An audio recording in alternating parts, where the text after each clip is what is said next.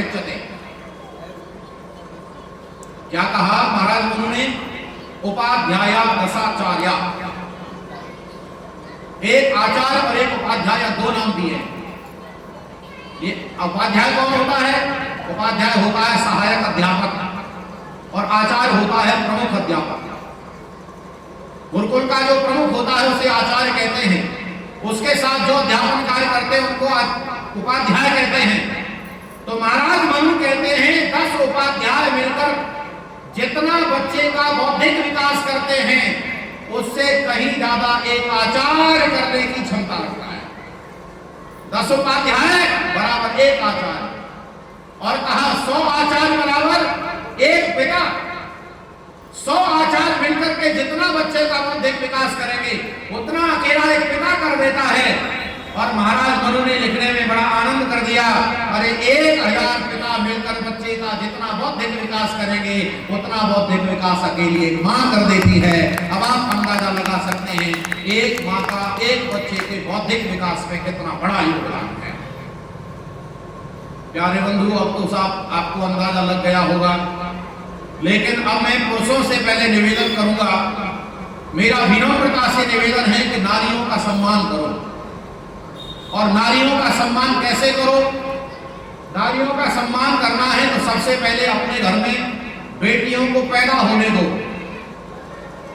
हमने ऐसा भी देखा है कि अब लोग घर में बेटियों को पैदा, जोर से बोलो, नहीं होने देते।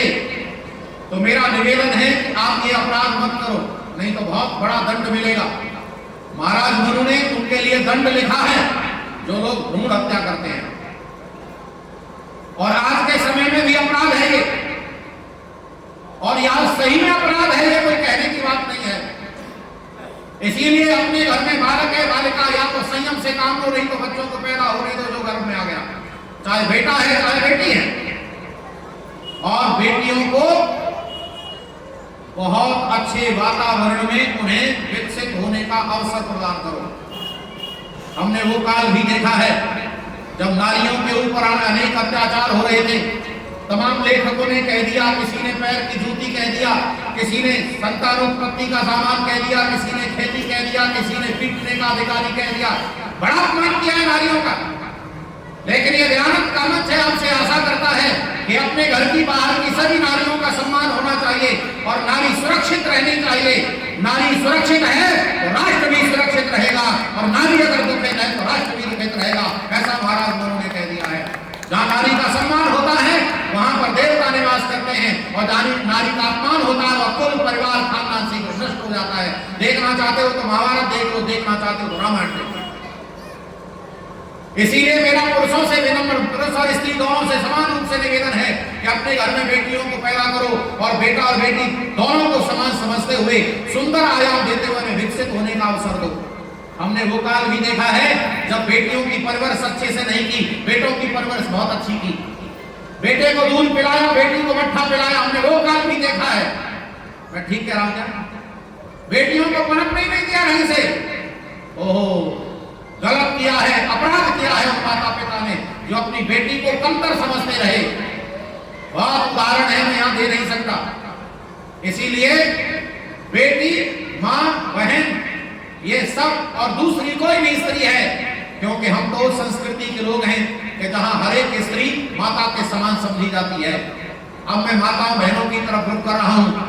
जब आपको ये पता चल गया कि जब आपका ऊंचा स्थान है तो बताओ, ऊंचा स्थान जिसका है उसे ज्यादा सावधानी से रहना पड़ेगा या ऐसे ही घूमना पड़ेगा? बोलो जरा एक बार।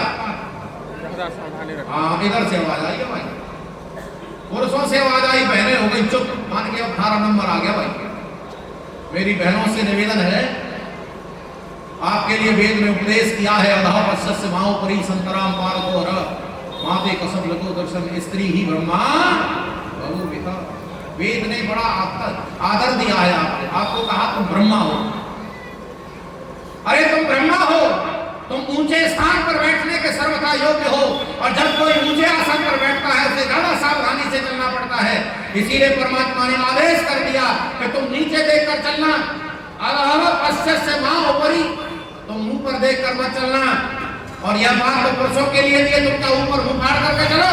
नहीं, तुम भी नीचे देख करके चलो, लेकिन चूंकि स्त्रियों के लिए उपदेश है, इसीलिए स्त्रियों से कहा अधः पश्यस्य मामुपरि। सुनो सुनो सुनो, अभी बात पूरी नहीं हुई, आपके पास तक बात पहुंची भी नहीं। यहां पर केवल वेद आपको चलने की बात नहीं कर रहा है, वेद आपकी दृष्टि की बात कर रहा है।